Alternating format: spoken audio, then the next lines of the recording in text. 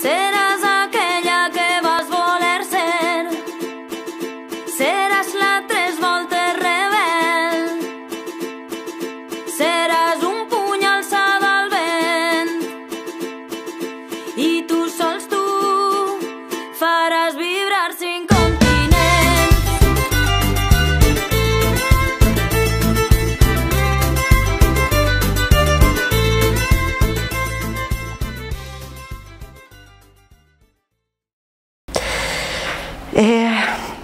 Pues bueno, pues ya me aseguraron y bien, yo seguí estudiando nocturno, ya el bachiller, volví al Benlliure, nada, bien, seguía con esto. Llegó, bueno, pues todo el movimiento de lo que supuso la transición, con pues todo lo que suponía, ¿no? De manifestaciones, de reivindicaciones, de esto. En mi casa eso se vivía con intensidad, porque mis padres pues militaban en el PC y mi tío volvió de Francia.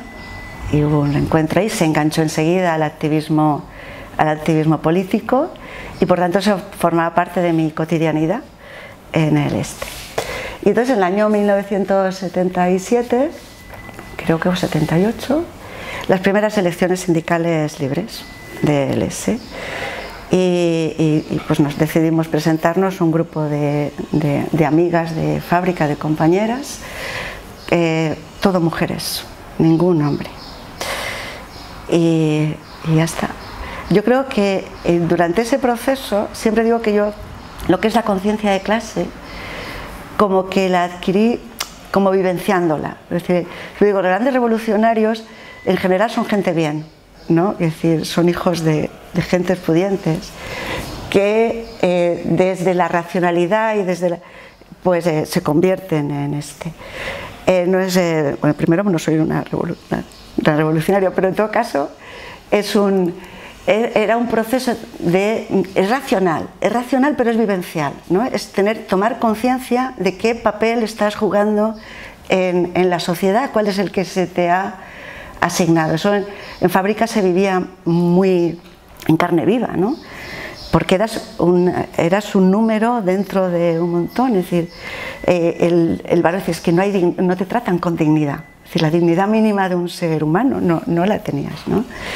Ni para ir al servicio, ni cuánto tiempo has estado en este. Es decir, se trabajaba a tiempo medido, era un régimen así de el sistema Bedó y el taylorismo llevado a rajatabla, todo en plan muy bestia. Y entonces se adquiere conciencia de clase de tu papel que tienes de forma muy vivencial. Es racional porque supone que pero también muy vivencial. Y entonces, pues nada, nos presentamos a aquellas elecciones. Bueno, nos pasamos por el local de comisiones obreras que había en Tabernes Blanques y allí nos encontramos pues con dos sujetos espectaculares, que eran Alberto Guerrero y Joan Sifre, que trabajaban en cerámica también. Trabajaban en Nalda, que era una empresa de porcelana electrotécnica que estaba en Almacera, y también pues ellos estaban allí en aquella unión local. Y en cuanto vieron que éramos de cerámica, nos acercábamos por allí a preguntar qué hacemos, cómo nos presentamos, cómo se hace esto, pues se convirtieron un poco en nuestros guías. Son dos grandes amigos míos, se siguen hasta hoy, son amigos del alma y grandes referentes en mi vida, ¿no? Y entonces, pues de su mano, de alguna manera, fuimos construyendo la sección sindical de comisiones obreras en la fábrica. Yo entonces ya estaba en la fábrica vieja. Entré en la fábrica nueva, la que está en la carretera de Tabernes a Alboraya, que es muy grande, pero luego me destinaron a la fábrica vieja, que es Lladrodol. Tenía menos trabajadores, 600 o cosas así. Pero vamos, nos presentamos a las elecciones y sacamos mayoría de miembros del comité. Se presentaron dos candidaturas, la nuestra, todo mujeres, y la otra que mayoritariamente era de hombres, del ESE. Y todo el mundo tenía conciencia de que aquella era la lista que presentaba la empresa para contrarrestar la nuestra, ¿no? Y bueno, pues sacamos mayoría y nos ponemos a funcionar. Todavía estaba en vigor la legislación, no se había aprobado ni la Constitución, creo, o la Constitución, no sé, pero desde luego el Estatuto de los Trabajadores no se había aprobado. Y entonces estaba en vigor la legislación de los enlaces y jurados de empresa. Bueno, pues me hace gracia porque una de las cosas que siempre cuento es que Comisiones Obreras nos dio una especie de folleto informativo en el que venía a decir, claro, en las primeras elecciones sindicales todo el mundo éramos muy ignorantes de qué hacer. Bueno, había gente de comisiones que había estado ya en el sindicato vertical, como enlace, bueno, pues el proceso de creación de las comisiones obreras. Pero muchísima gente era nueva en este proceso y desde luego nosotras éramos absolutamente vírgenes. Y allí, pues, Comisiones hizo un folleto informativo que venía a decir, te querrán hacer creer esto. Es mentira, lo cierto es esto otro, ¿no? No recuerdo, era una retahíla, era un catálogo de cosas, no recuerdo exactamente, recuerdo una en particular, que era, te querrán hacer creer que el empresario es el presidente del comité de empresa. Esta era la primera, una de ellas. Pues esto es mentira y te lo razonaban, no me acuerdo el razonamiento, seguramente era jurídico, obviamente, pero esta era una de ellas. Entonces, a la semana siguiente o a las 2 semanas de estas elecciones, la empresa nos juntó a todos, Yadro era un grupo de empresas, Yadro S.A., Yadro 2, Hispania, Zafir, es decir, era un grupo de empresas potente. Pues nos convocaron en la fábrica nueva, en el comedor creo que era, a todos los comités, éramos muchos comités y numerosos porque eran empresas grandes. Y nos convocó y llevó el asesor de la empresa, Enrique Manzana.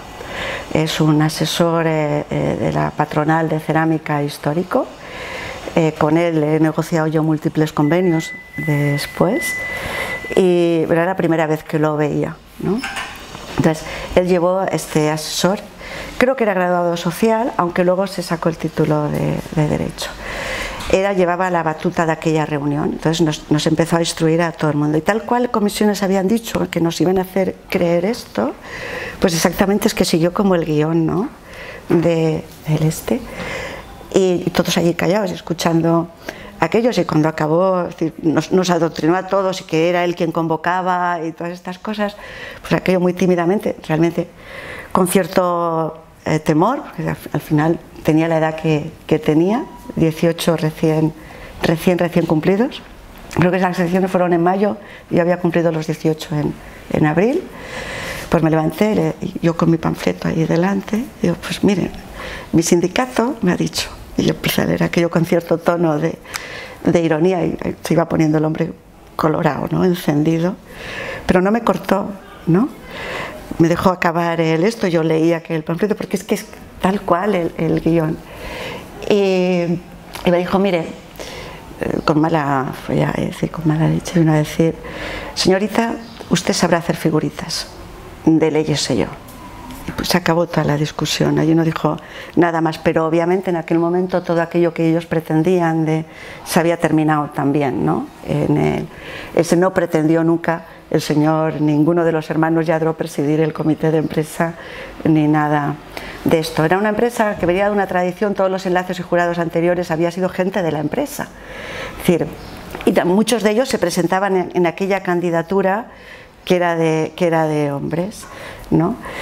Y quedaron en minoría, y entonces pues mandábamos nosotros en el comité y empezamos a trabajar con muchísima ilusión, haciendo muchísimas cosas. Era una empresa en su mayoría de mujeres, más del 90% de los trabajadores son mujeres y los hombres en minoría. Normalmente estaban en la sección de moldes, que era la que pues, había que levantar los moldes y un poquito hacía falta más fuerza, y en el resto pues casi todo éramos mujeres. Era curioso, ayer preparando un poquito esta charla, lo contaba un amigo, porque en el comedor se comía allí, ¿no? Entonces en el comedor, que eran pues mesas de estas, siempre habría una mesa para el almuerzo y para la comida, no una mesa, sino muchas mesas juntadas, así una detrás de otra, que era la de los hombres, ¿no? Es decir, los hombres comían juntos y almorzaban juntos en el comedor de la empresa. Y allí comían y almorzaban juntos desde el jefe personal hasta el peón, Es decir, era la mesa de los hombres que preparaban las cocineras y se ponía allí, bueno, se ponían las jarras de agua y aquello, ¿no? Y era de los hombres. De tal manera que el hombre que entraba allí, las relaciones con los mandos, con los jefes de personal y los de planta eran amigos. Allí hablaban de fútbol o hablaban de lo que fuera, ¿no? Y por tanto la carrera dentro de la empresa casi la tenían asegurada, porque cuando hacía falta un puesto, pues a la persona que conoces y con la que más convives, pues jugaban al frontón, porque la empresa tenía pistas deportivas y estas historias, eran amigos.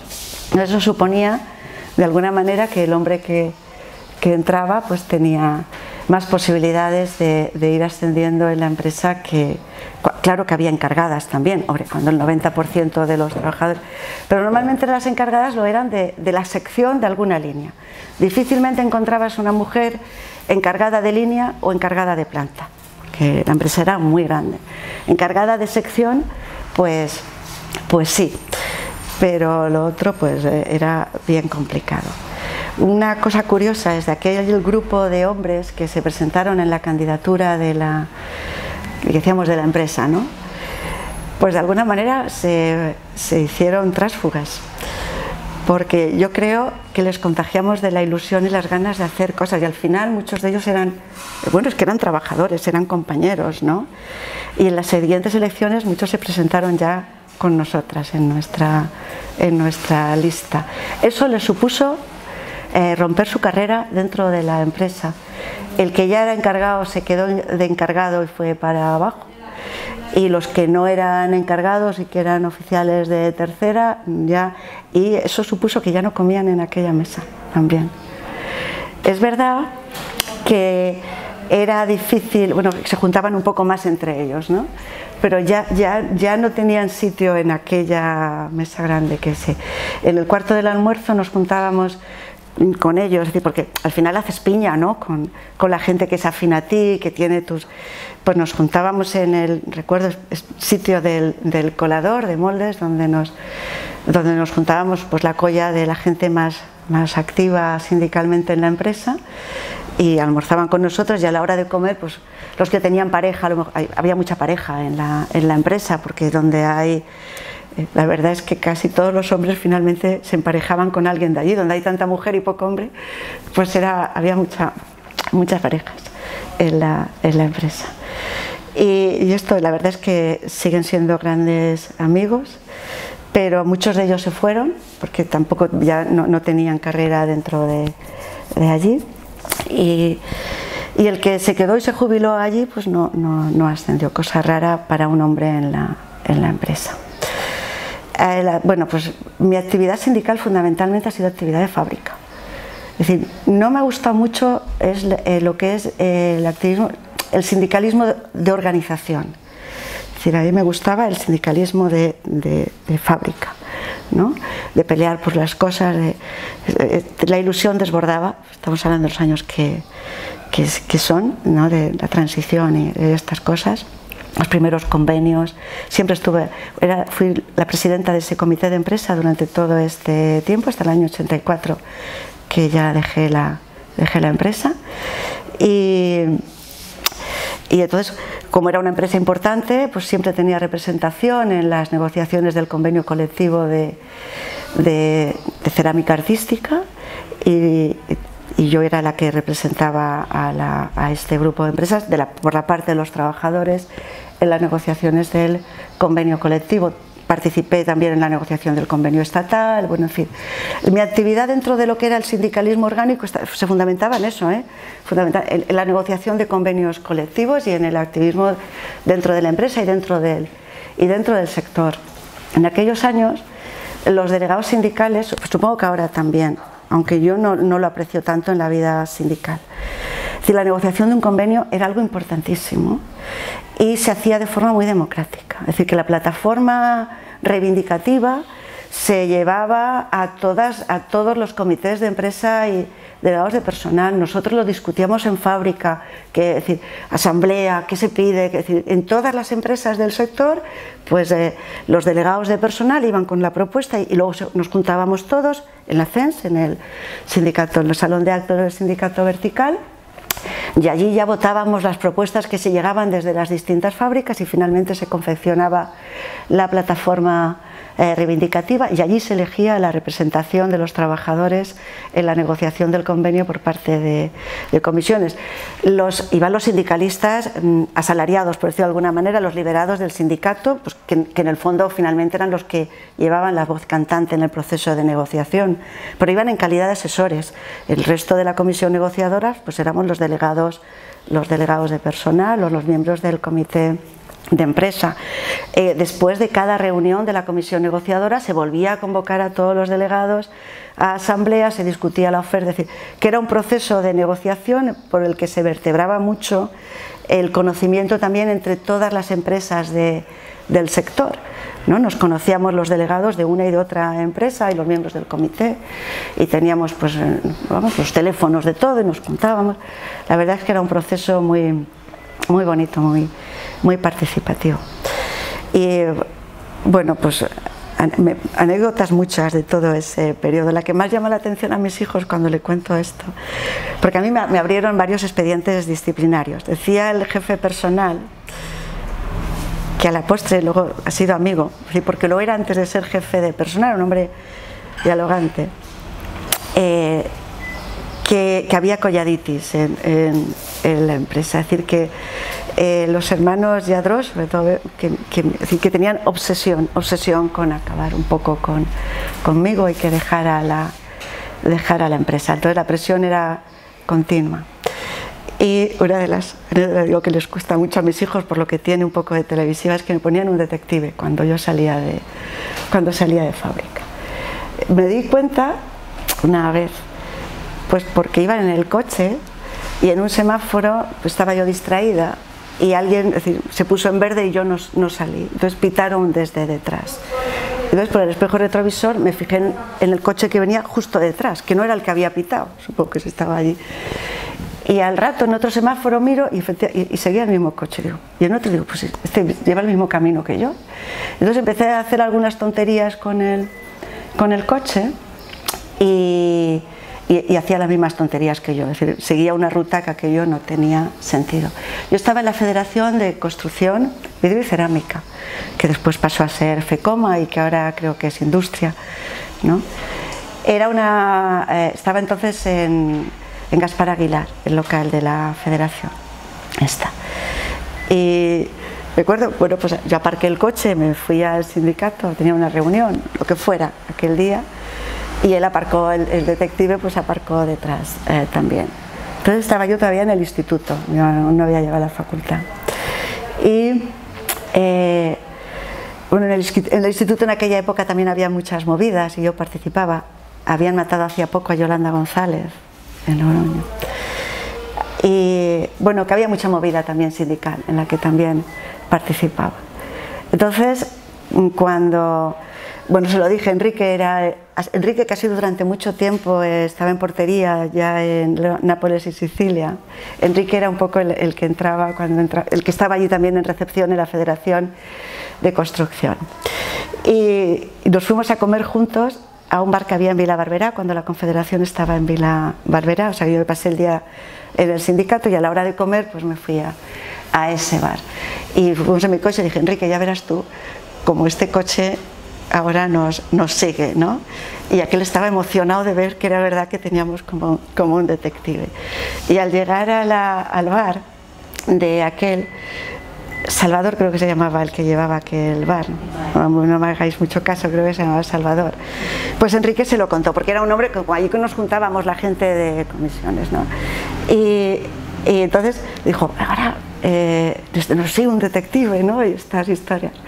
Y el detective tuvo la osadía de meterse en el mismo bar. Claro, supongo que estaba dentro de su trabajo y se puso a comer. Y Salvador fue a su mesa y dijo, aquí no se sirven a espías, y lo largó y no le sirvió.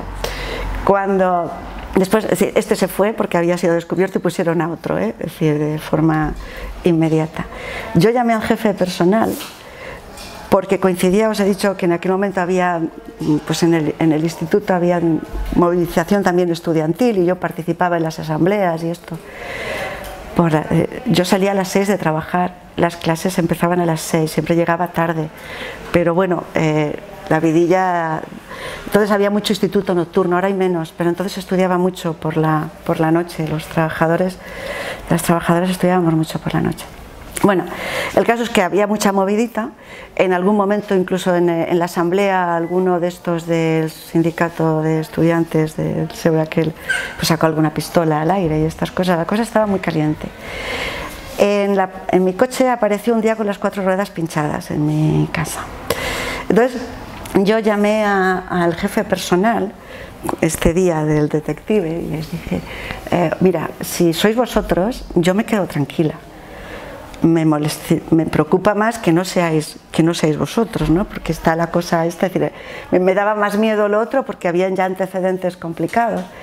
Y él me dijo que no eran ellos, ¿no? Es decir, que no, pero solamente en el tono en el que yo tomé conciencia de que sí, que efectivamente era la empresa la que me había puesto Cuando me fui de la empresa, ya hablando con él, me decía, te lo habíamos puesto un montón de veces, y si nunca nos salía bien. Igual habías hecho la comunicación de que te salías y después habías presentado una comunicación de que ese día no te ibas a la asamblea, y esa comunicación de que no te ibas pues no nos llegaba a los que habían contratado entonces se pasaba el detective todo el día en la puerta de la fábrica esperando a que yo saliera y no salía. Bueno, pero esto ya me lo contaban fuera cuando ya no estaba en la empresa. Bueno, pues nada, yo acabé COU y tenía la opción de qué carrera elegir. Me gustaba mucho económicas, pero pensé que económicas exigía ir más a clase que derecho, que en derecho se podía funcionar más con apuntes y con cosas así, y entonces opté por derecho.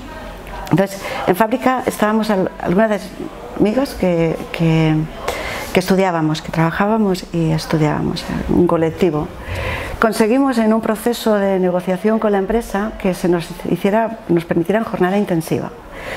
Entrábamos a las 7 de la mañana, no se paraba más que el cuarto de hora para almorzar, no se paraba para comer, nos íbamos a las 3:30 de la tarde y cada 2 semanas íbamos a recuperar horas, ¿no? Pero eso te permitía tener la tarde, yo comía de camino en tener la tarde para poder ir a clase. Después de una huelga, supongo que con ocasión de un convenio, pues nos quitaron esto, ¿no? Una de las cosas que negocié cuando me fui de fábrica fue que se volviera a reponer la jornada intensiva para la gente que lo dieron, o se volvió a reponer, pero aquello fue duro porque salir a las 6 de la tarde, las clases en la facultad habían empezado a las 4, llegabas a las 7 y ya solo eran 2 horas, pues, aunque formábamos grupos de compañeros, pues yo voy a esta clase, yo hago los apuntes de esta, tú haces de esta otra asignatura y nos lo compartíamos todo, pero realmente era duro. Yo ya estaba en cuarto y veía la clara opción de que acababa la carrera. La verdad es que después de mi historia con los estudios en el Benlliure, cuando yo entré por segunda vez en el Benlliure, yo creía que entraba en el templo del saber, es decir, después de aquella experiencia, y me daba mucho miedo. Fue una experiencia muy bonita, porque los profesores, el profesorado de nocturno y el alumnado de nocturno, que eran muchos más mayores que yo, algunos, es gente que está trabajando, que estudia porque quiere, es un ambiente muy chulo. Y para mí fue una experiencia estupenda. La de la facultad me frustró un poquito más. Entraba con muchos miedos y seré capaz yo de sacar esto, y la verdad es que me decepcionó un poco. Aprendí y saqué mi carrera en los 5 años y bien, bueno, en cuarto ya dejé la empresa porque sabía que con la prestación por desempleo ya prácticamente acababa la carrera y ya me buscaría después la vida, que seguramente estaba en el sindicato. Durante este tiempo, en cuarto y en quinto, es cuando más trabajé de forma orgánica para el sindicato con carácter voluntario. Llevaba la asesoría jurídica de 2 uniones locales, la de Benetúser y la de Alacuas-Aldaya, creo que es. Entonces yo supongo que habrán desaparecido porque casi todas las uniones locales han desaparecido, pero entonces en casi todos los pueblos o en algunos puntos pues había uniones locales, ¿no? Iba una tarde a una y otra tarde a la semana a otra, y ahí iban los trabajadores para enseñarte su nómina, a todo esto. Entonces yo hacía un poquito como de filtro. Si el tema merecía el tratamiento de los abogados, pues lo remitía al colectivo de abogados, a los de Garrigues o esto. Y si yo lo podía aclarar, pues al fin y al cabo yo ya había pasado tercero de carrera, que es donde se estudia, primero por mi propia experiencia sindical, la formación que tenías como comité de empresa, y luego por los estudios, ya la asignatura de Derecho del Trabajo y de Derecho Sindical cogí la rama de empresa, entonces habían especialidades dentro de Derecho. Es decir, que ya por formación pues podía asesorarles bien y si les cumplían con el convenio o no, y solamente cuando la cosa merecía el tratamiento de los abogados, pues era una especie de triaje o filtro, se mandaba a los abogados. Me encargaba además de otra cosa, eso lo negoció Alberto Guerrero, que era responsable de Acción Sindical en aquel momento, secretario de Acción Sindical de la Confederación, con el Servicio Público de Empleo Estatal. Esto me pareció muy interesante, el negocio con la Subdirección de Prestaciones, que cuando el SEPE denegaba la prestación por desempleo a los trabajadores, antes de seguir el proceso ordinario, es decir, reclamación previa, si no te lo dan al juzgado y todo eso, yo lo miraba todo. Entonces, si el SEPE realmente no tenía motivos para denegar la prestación, yo me iba con mi carpetita una vez a la semana o cada dos. Me la daban todos los abogados de comisiones, me daban a mí aquello, y yo me iba al SEPE a hablar con el subdirector de prestaciones y le decía que os habéis equivocado, y en su despacho, no en un procedimiento formal, él me decía, en esta tenéis razón, se le reconoce la prestación, en esta no tenéis razón, ir al procedimiento ordinario. Pero así se solucionaban de forma muy ágil muchos supuestos de estos, y entonces la prestación de desempleo no se reconocía en un mes. Es decir, que cobrar la prestación pronto era importante, y se solucionaron muchas de estas cosas.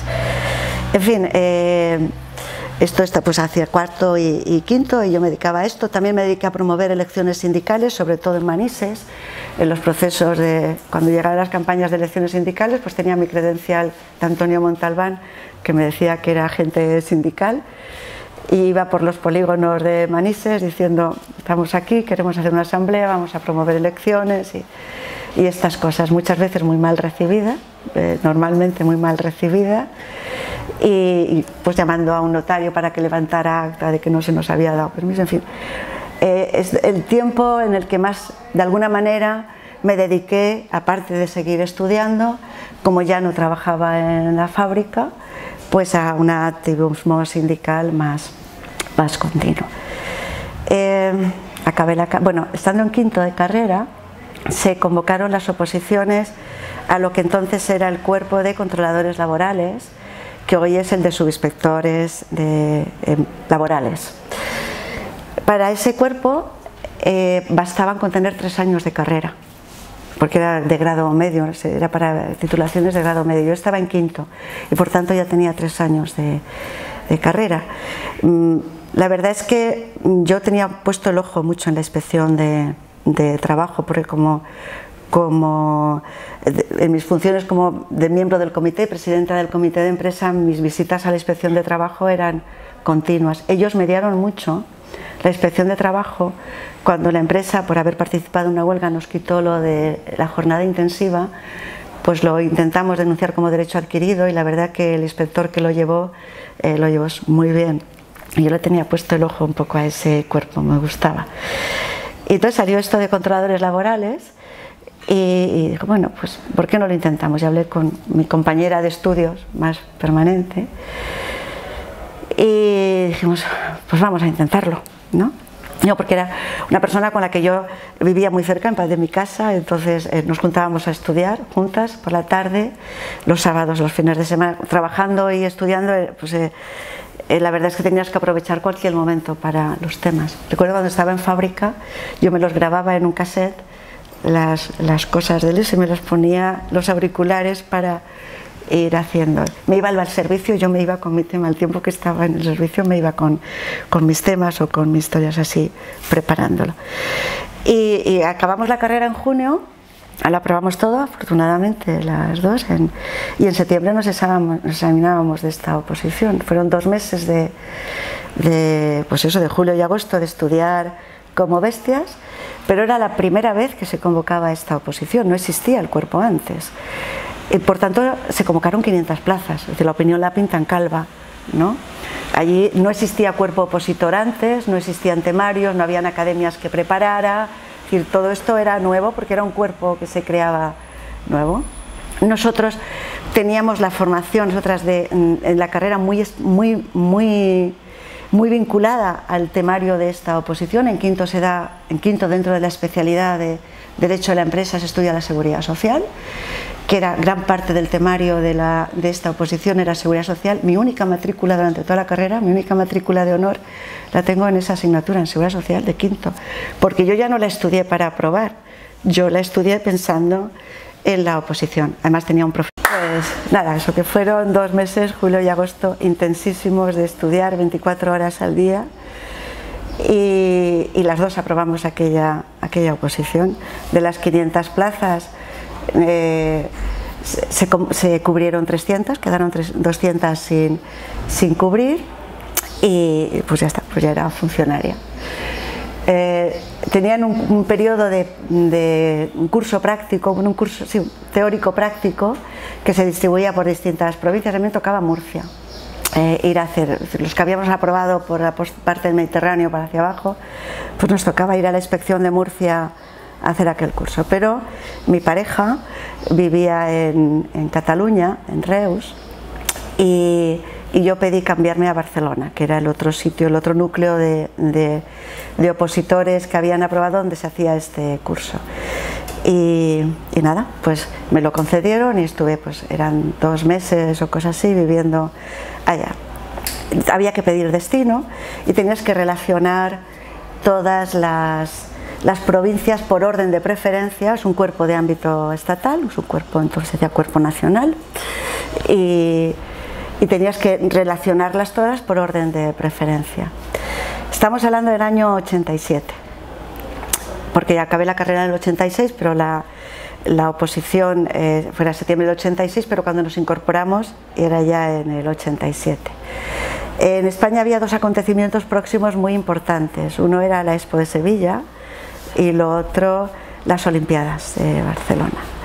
Digo importantes, próximos, porque aquellos 2 acontecimientos movilizaron mucho la obra pública, de autopistas, de cosas así, ¿no?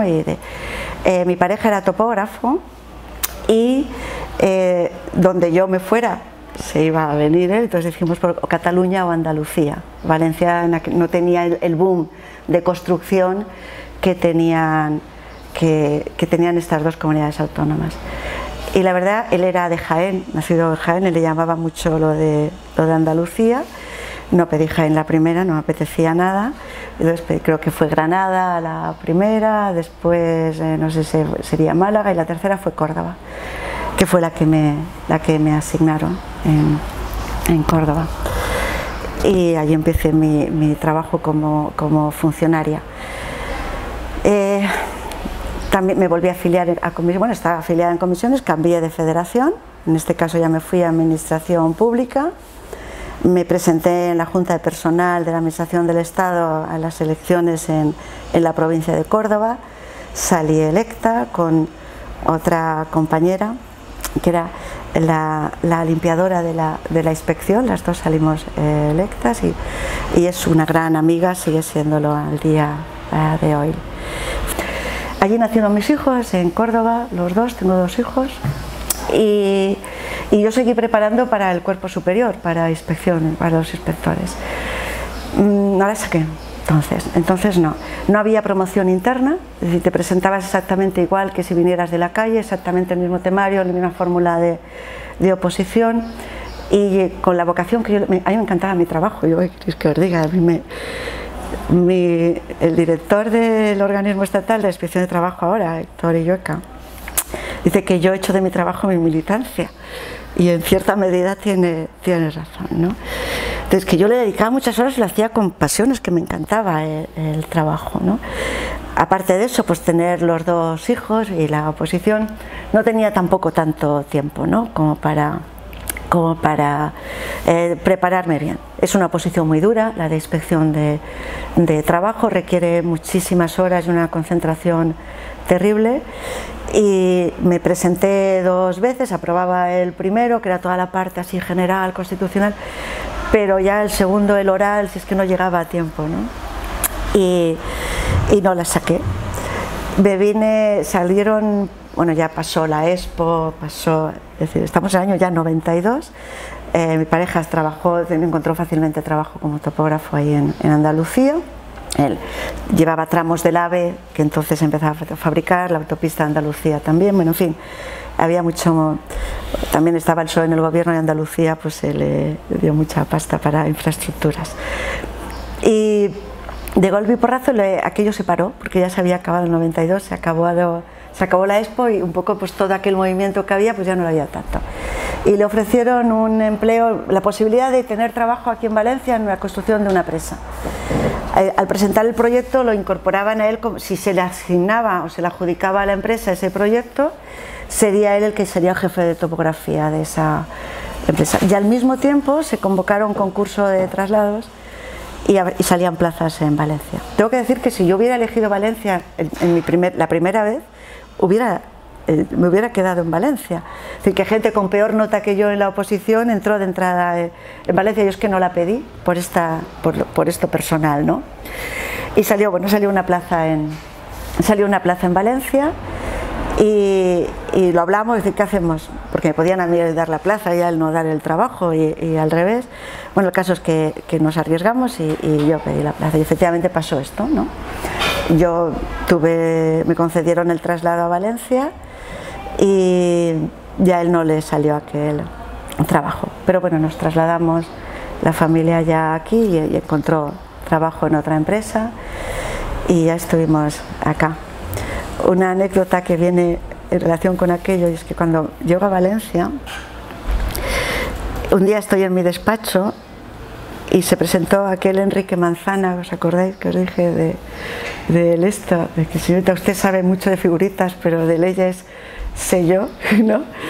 Se presentó en mi despacho a presentarme sus respetos, con decir que se acordaba, la verdad es que fue muy cortés y muy bien.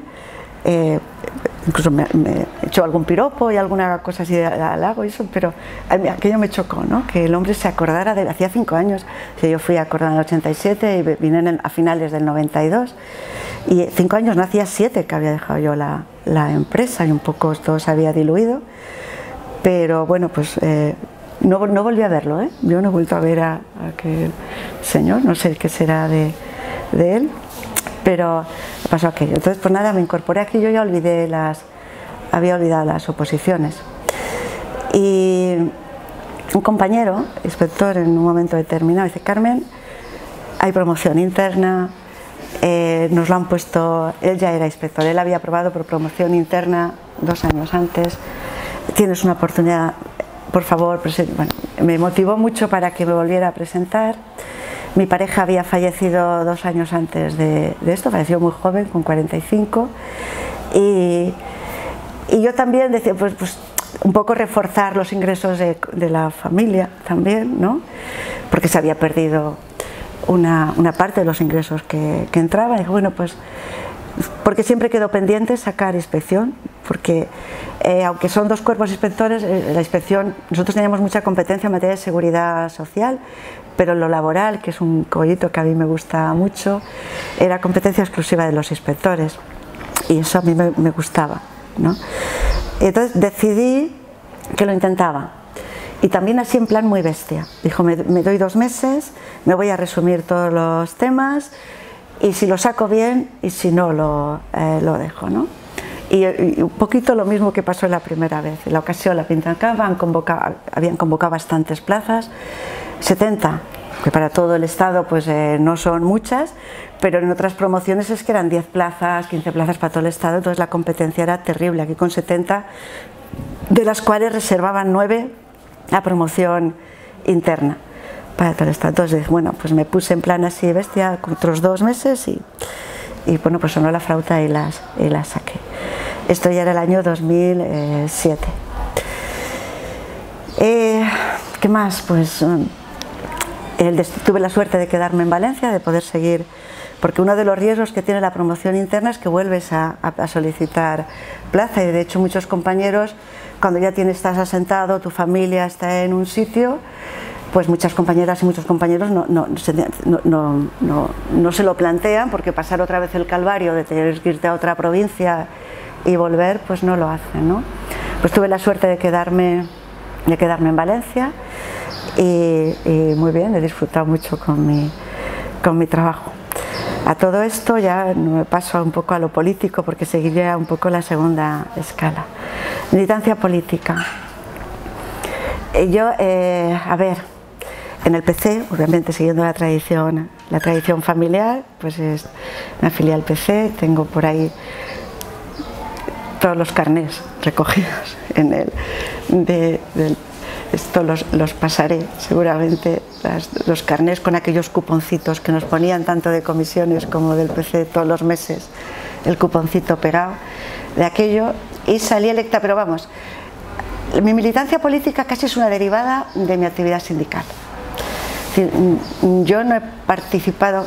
Salí electa en el comité local de Valencia, en aquel comité local en el que estaba Carmen Arjona, estaba Amparo Ferrando, creo que éramos solo 3 mujeres.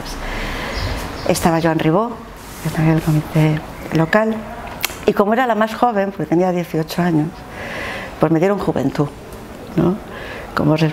Pero yo, aunque era la más joven, la verdad es que mi trayectoria no tenía mucho que ver con la de la juventud normal. Es decir, se supone que el responsable de juventud de un político pues organiza muchas actividades de carácter medio lúdico, medio formativo y estas cosas. Yo creo que fui una pésima responsable de juventud dentro del PC, de la Unión, del Comité Local de Valencia. Bueno, cuando apruebo la oposición de subinspectores en el 87, y me voy a Cataluña, allí me afilio al Partido Socialista Unificado de Cataluña, al PSUC, pero también estuve solo 2 meses, tampoco me dio mucho tiempo a hacer muchas cosas.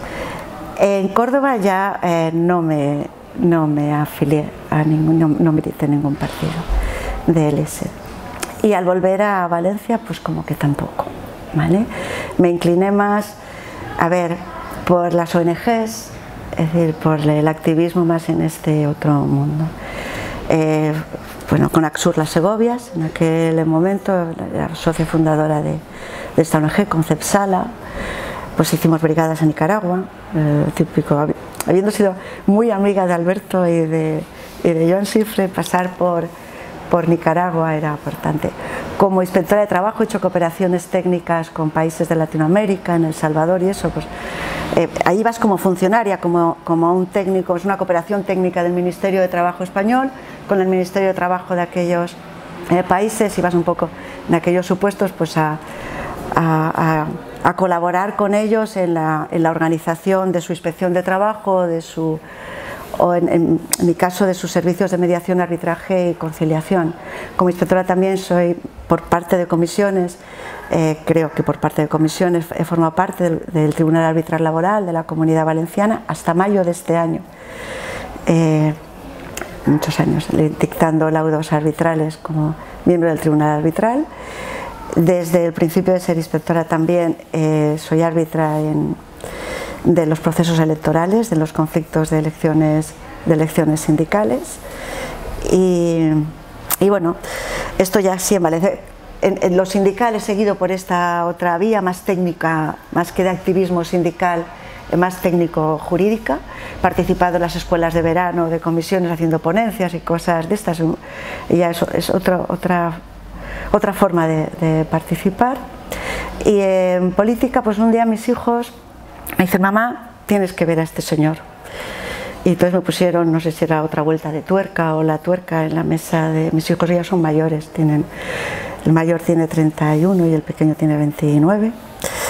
Pero vamos, de esto estoy hablando de hace, pues no lo sé, 5 o 6 años, cuando nace Podemos, ¿no? y me lo plantan allí en el ordenador, en sus participaciones en programas de televisión. Te va a gustar, porque siempre la vida política en mi casa, es decir, el seguimiento de la actividad política, aunque yo no pues era constante, ¿no? Ellos saben. Total, que me engancharon, y con las primeras elecciones pues me apunté como apoderada para la Sexto.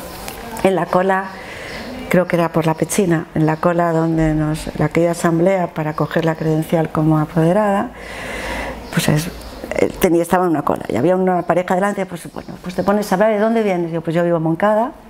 Ah, ¿de Moncada? Porque yo ni me había enterado que en Moncada existía un círculo. Yo me enteré porque ellos dos que tenía allí delante eran un poco los impulsores del círculo de Moncada. Porque yo me puse a vivir en Moncada pues porque estaba buscando una casa. Es un barrio, o sea, es un pueblo que buscaba algo más en un pueblo, cerca de Torrefiel, quieras que no, cerca de la zona donde yo me había criado. Mis padres seguían viviendo en la calle Bilbao, mi familia es del Torrefiel. Entonces, pues busqué por aquella zona y allí es donde yo vivía, pero no tengo arraigo en Moncada. Conocí allí y ahí me enganché un poquito, me enganché en Podemos, ¿no? Y ahí sigo, me presenté a las elecciones municipales, me he presentado a las elecciones generales en las dos últimas. De hecho, renuncié al acta, salí electa, pero renuncié al acta por el cargo, es decir, no cogí el acta de diputada. Y porque pues el cabeza de lista, Héctor Illueca, se le ofreció el cargo. Él era cabeza de lista y también diputado, claro, había sido ya en las anteriores. Pues le ofrecieron el cargo de director general de la Inspección de Trabajo y Seguridad Social y me dijo aquello de haz lo que quieras, ¿no? O coges el acta, pero me gustaría tenerte conmigo en la dirección del organismo. Y yo creo que ya habéis sabido que para mí la inspección es casi una vocación, ¿no? Y yo no lo dudé un momento, me voy. Porque cuando llevas toda la vida trabajando en un sitio, son 30 y tantos años en la inspección de trabajo, y has pensado tantas cosas que se pueden hacer, ¿no? Lo que yo haría, cómo haría esto, y lo has transmitido, porque yo, la actividad sindical, en ese sentido, de intentar mejorar la función pública de la inspección, en eso sí he sido muy activa, ¿no? Pues si tienes la oportunidad de poder participar en esto, pues, ojo, a todo esto, mi idea, yo tengo 62, mi idea era jubilarme a los 60, cuando yo estaba pensando en ser la abuelita mochilera, porque mi idea era irme por ahí con la mochila a recorrer el mundo, pues me pasa esto, ¿no? Y total que no me jubilo y me voy como el cargo que tengo ahora, que es directora de la Oficina Nacional de Lucha contra el Fraude dentro del Organismo Estatal de Inspección de Trabajo, y estoy muy contenta de estar desempeñada. Estamos haciendo muchas cosas desde la inspección y en el Ministerio de Trabajo y es apasionante poder estar viviendo estos momentos. Nunca lo hubiera pensado, desde aquella chiquilla que falsificó aquello a esto, yo nunca lo habría pensado, y es muy interesante lo que estamos haciendo, ¿no? Me gustaría contar un montón de cosas que estamos haciendo, no se puede, ¿no? Porque forman parte del secreto profesional, pero es muy chulo. En lo personal, que me decías, a ver, mi pareja de la que os he oído hablando y el padre de mis hijos, pues era mi novio desde los 14 también, o sea que esto quizás hubiera llevado a una relación o a una trayectoria más tradicional, pero bueno, tuvimos muchos altibajos, ¿eh? Una relación tan larga pasa por muchos momentos de crisis y no crisis. Y la verdad es que no nos casamos nunca. Es decir, cuando yo apruebo la oposición, ya habíamos decidido ponernos a vivir juntos y él estaba en Reus, como os he dicho, ¿no? Tenía yo 20, no sé, si fue tendría 25, 26 años ya. O sea que ya llevábamos 11 años de pareja, mucho tiempo. Pero él estaba viviendo en Reus. Y yo, sin haberle dicho nada a mis padres, a ver, habíamos pasado una crisis como pareja. Él estaba absolutamente integrado en mi familia. De hecho, trabajó con mi padre haciendo pozos de agua y lo querían como a un hijo, porque desde tan así. Entonces tuvimos una crisis y nos separamos. Y cuando volvimos ya no se integró tanto en la familia. Quisimos poner un poco, porque para la familia fue duro aquella ruptura porque estaba muy integrado, ¿no? Entonces cuando regresamos ya no se integró de la misma manera, ¿no? Ellos sabían que habíamos vuelto, pero ya no era la rutina de comer los fines de semana, al campo los domingos, todas estas cosas así, tan así, ¿no? Entonces, pues yo recuerdo que cogí, me hice mi maletita, estaba en mi casa, mi madre estaba en la tienda todavía, y bajé yo con la maleta y mamá, que es que me voy a Reus a vivir con Alfonso. No sabía la nota de la oposición, yo me había examinado, pero no sabía que había aprobado todavía. Mi madre tuvo una reacción fantástica, me dijo, pues me alegro mucho, hija, que seáis muy felices. Y decir, busca la felicidad ahí donde estés y tira para adelante, pero se lo solté así como de golpe, no se lo, que no fue una cosa hablada ni nada, la relación fue estupenda. Digo que no había aprobado porque estando hablando con mi madre de esto, en la tienda, sonó el teléfono en la tienda, estos de baquelita negro con el y era un compañero de carrera que me dice, Carmen, acabo de ver que ha suspendido la oposición, acaba de salir las notas en el boletín oficial del Estado y estaba esperando a ver el resultado porque quería ofrecerte que formáramos un despacho juntos y que tú llevaras el área de laboral y esto. Y me das la noticia, pero yo me voy a vivir fuera. Llamé a mi amiga Lola, que se había presentado conmigo también a la oposición, aquella con la que pasé ese verano infernal, y no estaba. Y hablé con su madre y dije, dígale a Lola, no había móviles entonces, no existía, dígale a Lola que han salido las notas de la oposición, que yo estoy cargada, que lo mire. Y yo me fui con mi maletita y mi coche, me fui a Reus a ver. Y yo pues al día siguiente, pues no sé, llamé a mi madre desde una cabina de teléfonos y le dije, y mi madre dice, que llames, Lola dice que le llames, que no han salido las notas, que no sé qué. Y efectivamente no habían salido unas notas de la gente que iba por promoción interna a este cuerpo. Determinados funcionarios del Servicio Público de Empleo Estatal y de otros organismos tuvieron la opción de presentarse también a este cuerpo, al de controladores laborales. Entonces habían salido el listado de aprobados. Obviamente yo no estaba allí porque no era el cuerpo, pero no era mi oposición. Entonces yo me fui allí pensando que me habían cargado la oposición, y estando allí me entero de que fueron las notas y me entero de que había aprobado. Entonces no nos casamos nunca, aunque la verdad es que estábamos en trámites de hacerlo cuando falleció. Y ya habíamos pedido hasta en partida de nacimiento a las parroquias de los pueblos de su pueblo y esto, ¿no? La relación de pareja, muy buena, con altibajos como todas. Yo creo que igualitaria. Entre el cuestionario que habéis dicho de cosas que se podrían hablar, solo había una cuenta y la manejábamos indistintamente, es decir, que nadie controlaba lo que se sacaba, plena confianza en que lo que uno gastaba y el otro, un poco pues como habíamos visto, supongo que mis padres, no hubo ningún control de aquello. Y en la relación con los hijos, pues mientras, la verdad es que yo tuve una época aquí dura, muy dura, porque su primer trabajo cuando volvimos de Córdoba, así como en Córdoba él era autónomo y por tanto con mucha libertad, como yo también, porque el trabajo de inspección lo mejor que tiene es que es muy libre, te organizas tú, es decir, no fichas, no cumples horario, porque igual visitas de madrugada, que un horno a las 3 o las 4 de la madrugada, que un puticlub a las 2 de la noche, que es un cuerpo de funcionarios muy libre. Se va, si tenemos más o menos una permanencia de un día a la semana en las oficinas de la inspección, para que pues los empresarios y trabajadores de nuestra zona sepan que ese día estás allí, pero entonces te organizas muy bien el trabajo.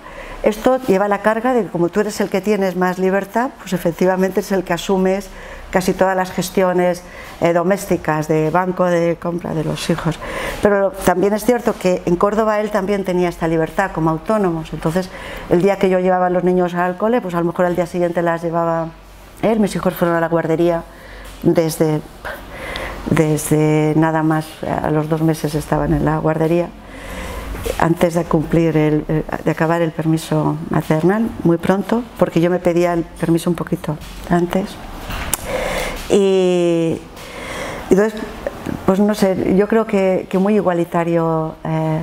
También nunca dejé de participar, de hacer las cosas que yo quería. Si tengo que ser sincera, él no participó nunca de las mías, no fueron compartidas, es decir, que mis actividades sindicales o políticas nunca fueron compartidos por él, no se integró en ellos, pero desde luego las hice, es decir, que no tuve trabas de ningún tipo, no tenía esta vocación y no las hacía y ya está.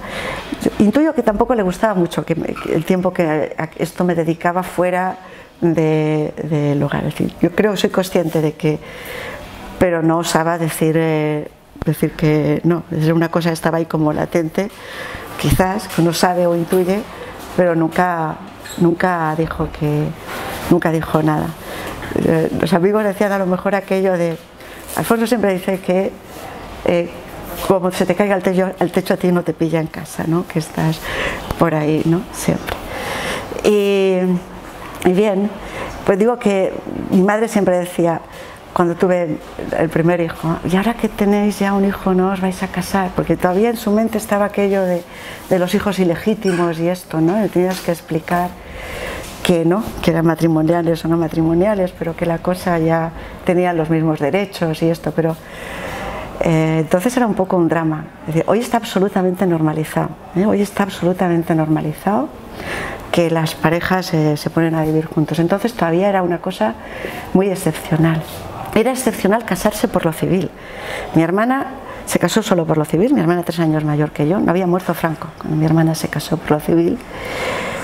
Tuvo que apostatar para casarse, hoy no te piden que apostates, entonces te exigían apostatar para casarte solo por lo civil y fue un escándalo en el barrio. Yo recuerdo a las vecinas yendo a hablar con mi madre, a Isabel, qué disgusto tendrás, mi madre no tenía ningún disgusto con esto, ¿no? Pero era un escandalazo y ponerse a vivir juntos sin haberte casado pues tampoco era como muy normal en aquel momento. Y ya con el segundo hijo y haciéndonos un poquito ya más mayores y la inestabilidad suya, os he dicho que era topógrafo y la topografía es una de las profesiones, junto con delineación, que prácticamente han desaparecido. Porque el avance tecnológico hace que los programas informáticos cumplen mucho esa función, ¿no? Cuando él estudiaba, que él estudiaba en Madrid, era una carrera, se estudiaba solo en Madrid y en Canarias, un programa de radio que decía, hoy vamos a hablar de empezaba así con una música de misterio, decía, hoy vamos a hablar de una profesión extraña, aseguran que no hay paro, ¿no? La topografía. Pues de ser esto así, en pocos años, los empresarios de la construcción, claro, cobraban más que los ingenieros, porque como no habían, pues se los robaban de una empresa a la otra. Y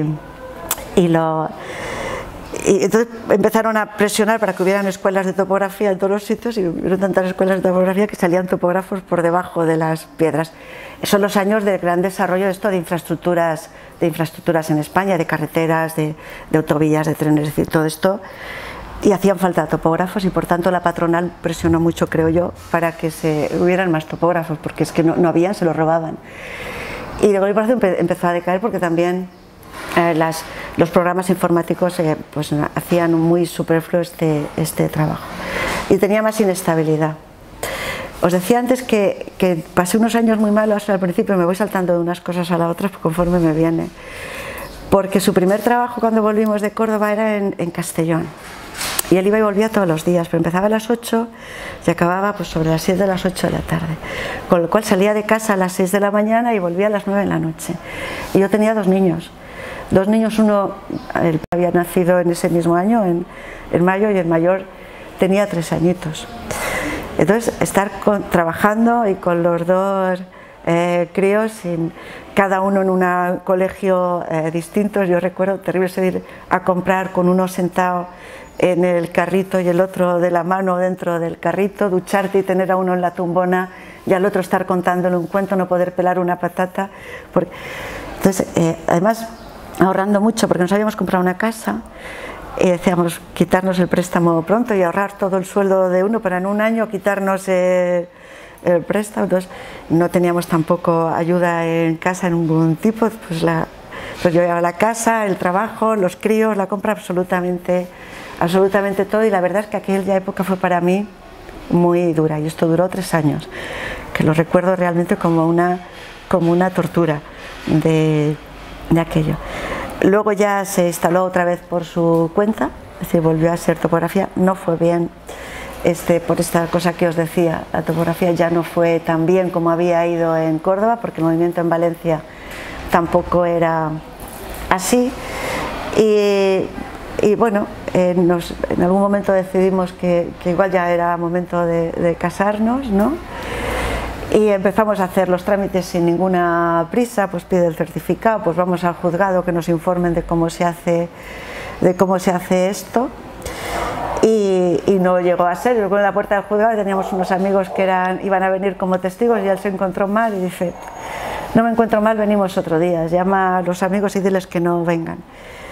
Y se encontró mal y fuimos a urgencias, era julio, y nos íbamos a ir, julio, este mes, y nos íbamos a ir de viaje a Francia, porque el 14 de julio íbamos a estar de escapadita en Francia, y le pregunté al médico que hiciera unas placas, le dije: mira, yo lo veo que está flojito, ¿qué te parece? Y nos vamos de viaje, me voy. Dice: no te vayas.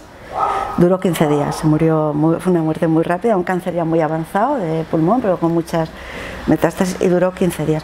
La verdad es que me dijeron que iba a durar 1 año, porque yo fui a calzón quitado con el médico y dije: mira, estoy en esta situación, tengo 2 hijos, quiero saber a qué me enfrento. Entonces todavía ni pensiones de viudedad ni nada para las parejas, de hecho tampoco estábamos inscritos como pareja de hecho, y me dijeron: pues tienes 1 año por delante, pero finalmente fueron 15 días. Yo en la primera sesión de radio pues algo falló, algo tocó en ese cerebro, y la verdad es que sin perspectiva yo creo que fue lo mejor, porque 1 año de salvación no tenía, eso que te dicen: no, de esta sale, de esta no sale. Esto me lo dijeron clarísimamente.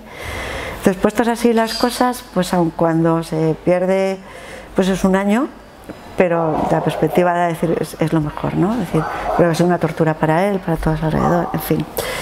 Y entonces pues todavía era su espectador, pero digo que quizás pues, y enfrentarte con 2 críos también a estas veces, ¿te hundiste? Y digo: pues no, la verdad es que cuando ya no eran tan niños, ya no eran bebés, pues tenían 11 años y 14, pero asumes toda la responsabilidad de golpe, ¿no? Es decir, y también te conviertes como muy vulnerable, porque aquello que tú creías que era un toro, ¿no? Una persona fuerte que pensabas, y ves que se ha ido así, pues también tienes toda la vulnerabilidad de golpe, ¿no? Y empecé a preocuparme por mi salud, que nunca me había preocupado, obviamente, y luego pues también me sentí muy responsable de mis hijos, de ahora solo me tienen un poquito a mí, ¿no? Y tenía que cuidar. Y yo creo que fue fue una relación bastante, vamos a ver, en lo cultural lo llevamos todos, ¿eh? Es decir, que claro que habían cosas que no compartíamos, que me caían sobre mí de forma, es así, esto hay que reconocerlo, pero yo creo que fue un buen compañero de vida, buen compañero y buen padre, es decir, que compartía mucho las tareas, le encantaba hacerse responsable de sus hijos y compartir juegos y comidas y de esto.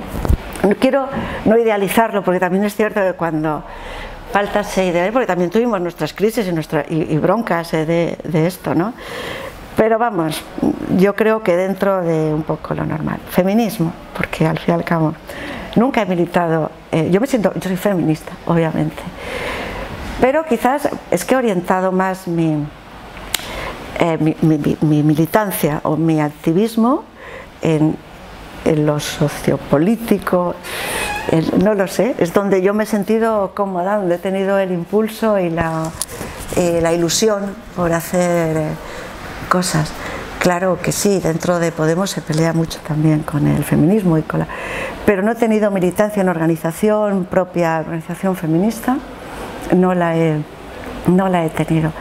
Como veis, el lenguaje inclusivo lo uso poco, es decir, pero no porque no quiera, sino que no me sale. Es decir, yo cada vez que reviso cualquier cosa que hago desde mi cargo me esfuerzo mucho en mirarlo, mucho, es decir, poner persona trabajadora y no trabajador, pero sí que es cierto, es decir, y no sale nada de allí que no tenga toda esa revisión, y es así. Pero en lo cotidiano y en mi forma de hablar, yo no lo he incorporado, como muchas otras compañeras sí que lo han incorporado de forma más natural.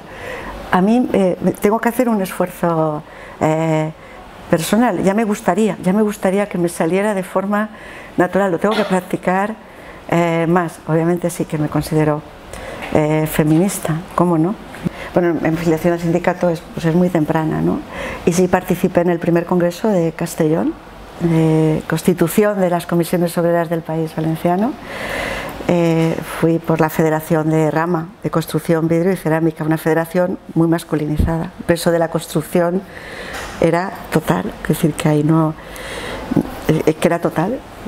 Las chicas que decían de cerámica nos incorporamos muy tardíamente a la actividad sindical. No existía la Secretaría de la Mujer en esa federación, se creó después de aquel congreso del ESE. Y no recuerdo quién la asumió, yo no fui la que la asumió. Pero es que el peso, es decir, todos los cargos del secretariado de aquella federación, todos eran hombres. Es decir, es que el peso de la construcción era terrible. Además era un sector muy movilizado, sindicalmente muy activo, ¿no? Con mucha reivindicación. Y lo que era el vidrio y la cerámica era una cosa muy marginal en aquella federación. Con el tiempo fueron cogiendo. Después de mí estaba, cuando yo me fui ya de fábrica, en el 83, Mariluz Ochoa asumió la secretaría, que era una compañera mía de fábrica, de Lladró también. Y muy bien. Bueno, esta es la federación que yo vi. En madera pasaba un poquito lo mismo, ¿eh? Cuando nos fusionamos con madera, también el peso de la madera era súper potente. Es que así como en otros sectores, como textil, o sea, la confección, o yo qué sé, los naranja, ¿no? Los almacenes están muy feminizados. El mío, pese a que en cerámica pero fijaros, era casi solo el grupo Lladró, porque las otras empresas de cerámica también eran la mayoría hombres, excepto la sección de pintador, que era más así.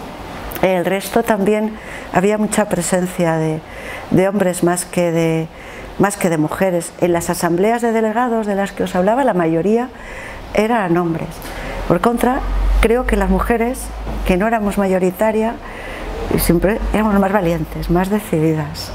Y esto es algo que yo, ya como subinspectora y como inspectora, he visto un poco el proceso. Pero claro, yo he tenido aquí a los sindicatos al otro lado de la mesa, ¿no? Y aquellos, los comités de empresa en los que son mayoría mujeres, son mucho más combativos. Quizás por esto que os decía antes, quizás los hombres ven más posibilidades de carrera dentro de las empresas. No lo sé, no sé si esto afecta o no, pero lo bien cierto es que las mujeres, luego he visto una cosa también desde el punto de vista patronal, es decir, que todos los representantes de la patronal siempre eran hombres, y desde hace poco a poco, y hoy lo normal es que los responsables de recursos humanos de las empresas vienen muchísima mujer. El proceso ahí de evolución está, y desde luego en sindicalistas, en los sectores, yo creo que hay un deterioro mucho del sindicalismo de fábrica, porque la propia evolución del derecho de trabajo ha ido en contra del fortalecimiento sindical en las empresas, pues esto es un problema que llevaría mucho tiempo de explicar. Pero sí, las mujeres que asumen responsabilidades sindicales estoy hablando del sindicalismo de fábrica, el del ESE, me asombran, son súper valientes, es decir, que yo las veo muy decididas, muy bien. En lo que es la organización del sindicato es que me he mantenido más al margen. Hombre, yo sé que la secretaria general de comisiones en Córdoba es una mujer, que además es amiga mía, es conocida, ¿no? Borrego, el apellido, y desde hace ya años, y que ahora la secretaria general de comisiones obreras, ¿quién lo iba a pensar entonces que la secretaria general de Comisiones Obreras del País Valenciano iba a ser una mujer. Era algo absolutamente impensable. Siempre las compañeras más activistas en lo sindical y la Secretaría de la Mujer siempre ha denunciado el machismo intrínseco dentro de la organización. Yo, como os decía, no he tenido vida casi orgánica, es decir, interna del ESE, entonces no tengo lo que obviamente lo que es visible, que es que la mayoría de cargos eran hombres. Esto es absolutamente visible, pero de trato no lo puedo decir porque es que no lo he vivido en lo orgánico. Y mi actividad sindical en fábrica es que éramos mayoría mujeres, con lo cual no constatabas lo que es esto. Creo que fue es decir, creo que el logro de la Secretaría de la Mujer, lo que han peleado todo el mundo que ha pasado por así, es una constante y forma parte pues de la lucha del feminismo en general, no solo en comisiones, obviamente, porque quizás es en comisiones como en los partidos de izquierda, donde más se ve la contradicción entre aquellos hombres que se proclaman como tales y en su cotidianidad y en su organización pues son pues como la mayoría, ¿no? Ojo, tenemos compañeros absolutamente ejemplares, alguno hay por ahí, algún compañero, tengo compañeros en Podemos aquí que algunos de ellos proceden y siguen trabajando en comisiones absolutamente activistas en cuestiones de igualdad. Carles Fons, que es ahora mismo responsable de organización de Podemos en Valencia, pues es uno de ellos, pero vamos, muchos.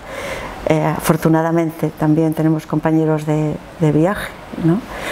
Pero sí que es verdad que como organización yo no me atrevo a organizar más que la denuncia siempre constante de las compañías de la Secretaría de lo tanto que hay que hacer también orgánicamente y lo que se sigue peleando en esto, y la evidencia de la evolución que yo creo que este último nombramiento es absolutamente ejemplificante, ¿no? Es muy indicativo de cómo han evolucionado las cosas en esta organización.